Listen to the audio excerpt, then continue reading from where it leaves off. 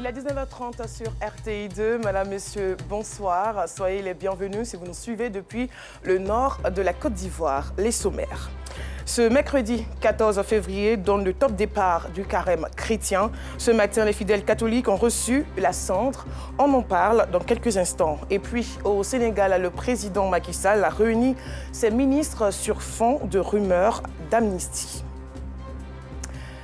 Une fois de plus, soyez les bienvenus. Je le disais à l'instant, ce 14 février 2024 marque le début du carême pour les chrétiens catholiques à travers le monde.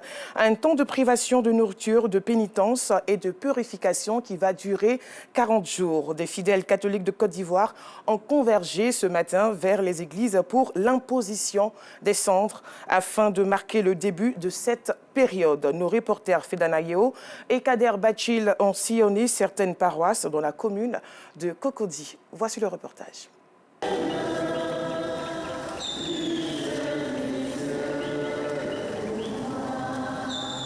Les chrétiens catholiques entament le mois de carême par l'imposition des cendres lors d'une célébration eucharistique marquant ainsi le début de 40 jours de jeûne. À la paroisse Saint-Albert-le-Grand, dans la commune de Cocody, outre les privations d'eau et de nourriture, les fidèles sont appelés à se repentir. Quand on impose les cendres, qu'est-ce que le Père dit convertissez-vous et croyez à la bonne nouvelle.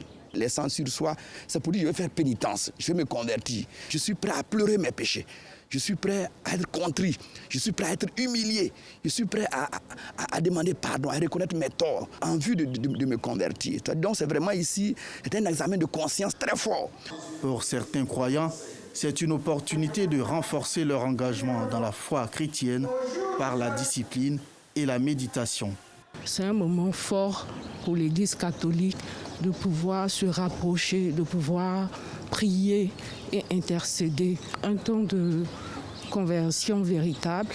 C'est un moment pour nous que le Christ nous donne de rentrer dans sa passion. C'est un mois que l'Église nous donne de pouvoir nous apprêter au combat spirituel, faire une introspection en nous-mêmes pour savoir que nous sommes dans le péché, donc nous devons nous mettre dans sa suite afin de pouvoir vraiment être un bon fidèle.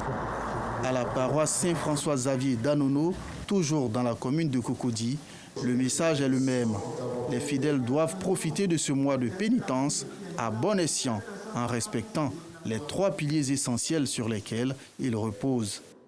Ces 40 jours, il nous est donné de vivre avec 3 piliers qui sont la prière, le jeûne et l'aumône. Et c'est à partir de ces 3 piliers-là que le chrétien devra essayer de rentrer plus en contact avec le Seigneur en essayant d'abandonner le péché pour marcher véritablement à la suite du Seigneur. Le temps de carême, ce n'est pas un temps où on marque une pause sur ses péchés pour recommencer après Pâques, non.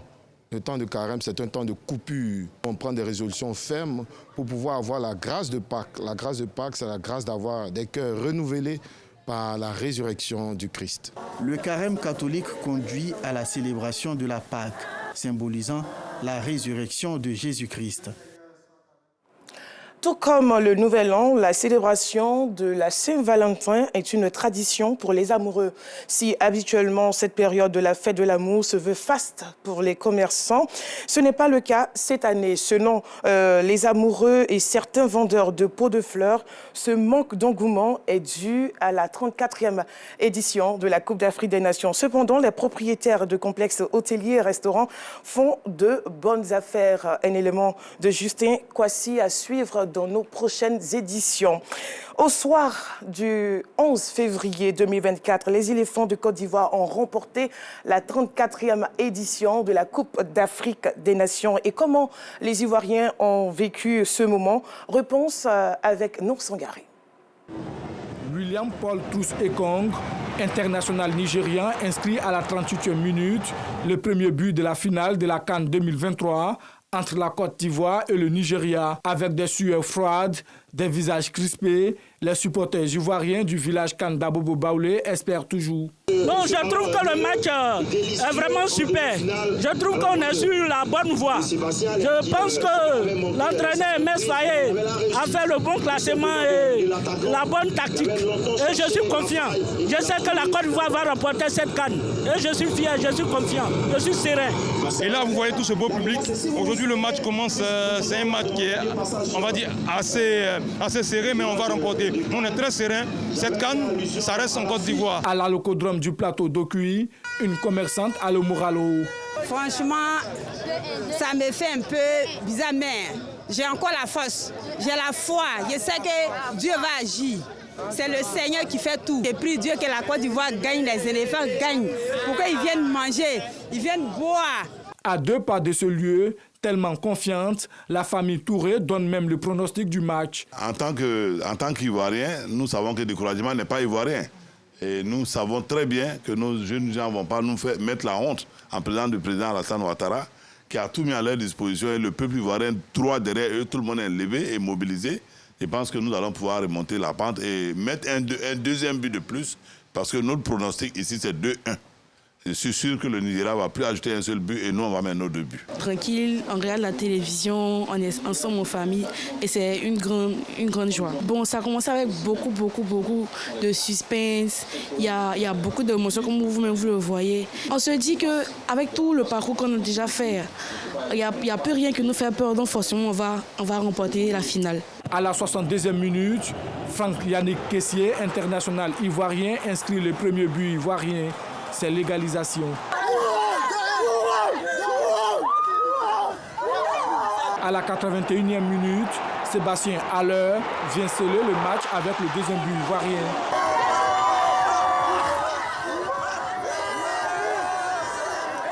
Au coup de sifflet final, la Côte d'Ivoire est championne d'Afrique de la 34e édition de la Coupe d'Afrique des Nations. Du 13 janvier au 11 février, je le disais à l'instant, la terre d'Eburny a abrité la 34e édition de la Coupe d'Afrique des Nations. Une messe footballistique riche en émotions qui a vu la contribution de plusieurs influenceurs pour la réussite de l'événement. Au nombre de ces derniers, Damo Élisée dit Stony, aussi connu en tant qu'animateur et humoriste. Mais bien avant, suivons cet élément. Pour le match qui vient ce samedi, les Ivoiriens, un match de football là, il y a 3 possibilités. Il y a victoire, il y a défaite, il y a match nul. Mais quart de finale là, il y a 2 possibilités. Soit on gagne, soit on est éliminé. Mettez ça dans votre tête. Les histoires de tout le monde peut nous gagner sauf Mali, là, on n'a qu'à laisser tomber ça. Les histoires de non, on peut être éliminé, mais ce match là, on doit gagner, là, on n'a qu'à laisser ça. Les gars, mettez dans votre tête que ce qu'ils disent de nous, c'est vrai. On ne vaut rien. C'est Maroc qui nous a qualifiés. C'est Chance, c'est Abid qui nous a qualifiés contre Sénégal. Mettez dans votre tête qu'on ne vaut rien. Oui, acceptez. Il n'y a pas là dedans. La gloire va revenir à Dieu. Priez pour nos éléphants, c'est trop spirituel. Priez pour eux. Le reste là, soyez fair play. Allez au terrain avec 2 mentalités. On gagne, c'est payant. On perd, on a réussi notre canne, on rentre à notre gourmet, on félicite les Maliens. C'est fini. On est en finale! On est en finale! On est en finale! On est en finale! On est en finale! On est en finale! On est en finale! Merci! Merci!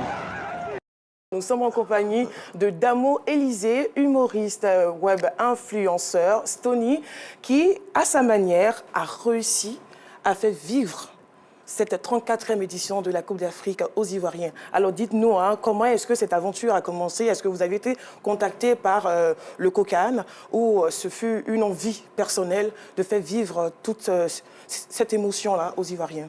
Merci beaucoup de me recevoir, ça fait vraiment plaisir.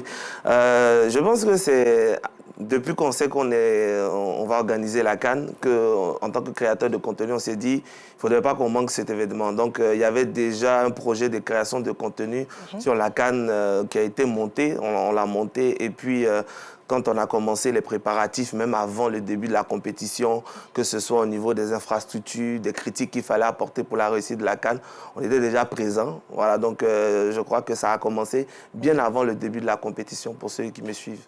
D'accord. Et est-ce que vous êtes à votre première expérience de mobilisation pour ce type d'événement? C'est la première fois, je pense, qu'on reçoit la CAN après 40 ans. Non, nous, on n'a pas encore 40 ans, donc je pense que c'est la première fois. Donc forcément, c'est la première fois qu'on couvre ce genre d'événement. Et j'ai envie de dire que c'est une première fois, mais c'est mémorable, c'est historique. Alors, il est vrai que les Ivoiriens ont eu la possibilité de vivre cette CAN à travers vos contenus, mais est-ce que vous avez été confrontés à des difficultés? Oui, bien sûr, parce que, comme vous l'avez dit, je n'ai pas été coopté par le comité local d'organisation, ce qui fait que les accès à certains endroits du stade étaient quand même très difficiles.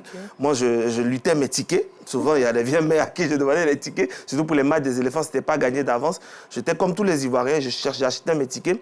Donc, quand j'arrive, en fait, pour ceux qui connaissent un peu, qui vont au stade, tu as droit à un bloc ou à une position où tu dois t'asseoir.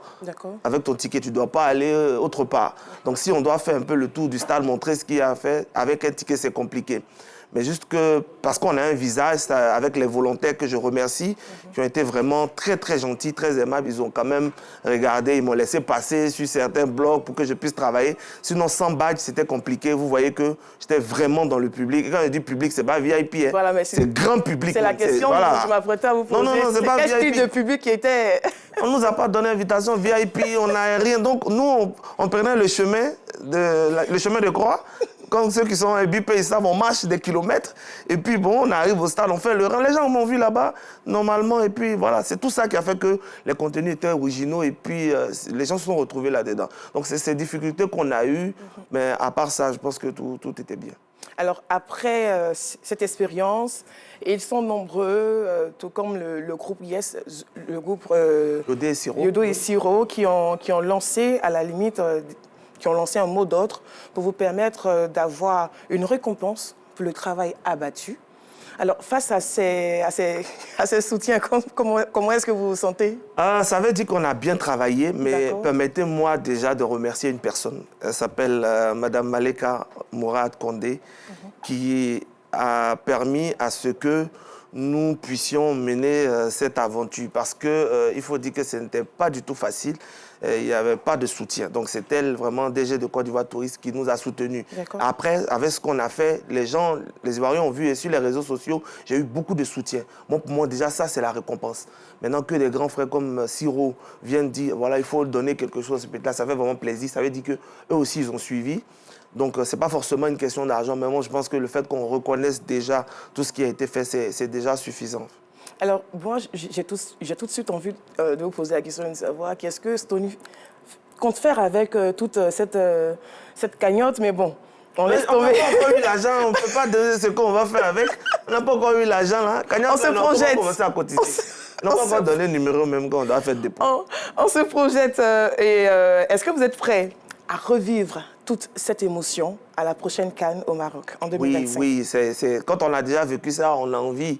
On est en vie, mais je pense que le Maroc, c'est dans un an, on va se préparer. On ne va pas compter sur quelqu'un. On va commencer à économiser nos petits jetons pour essayer d'aller individuellement. Et puis après, si on a un soutien institutionnel, pourquoi pas? Mais forcément, on a envie de participer. D'accord. Et là, tout de suite, j'ai envie de vous dire, vous n'aviez pas été contacté par le comité. Et du coup, vous êtes celui qui a réussi à faire sortir son épingle du jeu. Vous êtes fier de vous? Oui, je suis très, très fier. Après, je ne suis pas étonné. Je sais ce que je sais faire. Et je pense que pour ceux qui me suivent depuis un moment, ils savent déjà ce que je fais comme contenu. Donc, après, ce n'est pas une revanche, ce n'est pas de l'animosité. Je pense qu'ils ont fait leur choix. Et peut-être que si j'étais dans ce choix-là, je n'aurais pas fait ce même travail-là. Et voilà, tout ce que Dieu fait est bon. Donc aujourd'hui, ça a permis de montrer en fait ce qu'on vaut. Et puis bon, je crois que tout le monde est content. D'accord. Alors, à la table de notre entretien, je vous ai vu lancer une invitation à la paix et à la prière à l'approche du match Côte d'Ivoire-Mali. Oui, et le mot d'ordre d'humilité. On a lancé le mot d'ordre d'humilité parce que je pense que c'est quand on n'arrive pas à accepter les défaites, qu'on se fâche avec les joueurs, qu'on brûle les bus, tout ça. Si on se met dans la tête que c'est une fête, tout va aller. Dieu merci, les Ivoiriens ont écouté, certains ont écouté et moi je suis fier. D'accord. Alors, Stony, merci d'avoir répondu présent à notre invitation. Merci. Et puis, bon vent à vous. Surtout. Merci beaucoup. Et puis, pour la cagnotte... La cagnotte, même Moro. Merci beaucoup. Merci. Merci. Alors, je le disais à l'instant, nous recevons sur ce plateau Damo Élisée, influenceur, créateur de contenu sur les réseaux sociaux, qui nous parlait des contributions des influenceurs à la réussite, pour la réussite de la 34e édition de la Coupe d'Afrique des Nations. Alors, le village de Lopou a vécu la finale de la 34e édition de la Coupe d'Afrique des Nations avec assurance. En début de soirée, avant le début du match Côte d'Ivoire-Nigeria à 20h, le village était dans une ambiance festive. Le reportage de Théodore Zouzou, commenté par Clément Boko. À la tombée de la nuit, cap est mis sur le village de Lopou, chef-lieu de sous-préfecture dans le département de Dabou. Sur cette artère, des femmes joyeuses chantent en langue locale à Djoukrou. Direction l'une des fan zones du village. Il est 19h, 1 heure avant le début de cette finale de la Coupe d'Afrique des Nations 2023. On est content parce que la coupe est déjà à nous. La coupe, on a déjà eu, donc on est en joie. La coupe, c'est chez nous, c'est pour nous. Il est que 19h. Mais la coupe est déjà chez nous. Troisième étoile, il y aura un mètre. Troisième étoile. À ce village Cannes, c'est un tintamarre de vuvuzela, mêlé à la musique moderne, orchestré par des jeunes filles, elles aussi sont optimistes. Ce qu'on fait, c'est l'échauffement. On s'en s'habille pour revenir et puis on partit dans nos pays. Après le match, là, on s'en marque quoi? On s'en chauffe. Les adultes, eux, sont catégoriques quant à la défaite des Super Eagles du Nigeria. Et pour cause. On a pris la coupe déjà. On a joué en esprit. La coupe est dans notre main. La coupe sera en Côte d'Ivoire. Il n'y a pas quelqu'un qui est comment? Dieu commande sorcellerie.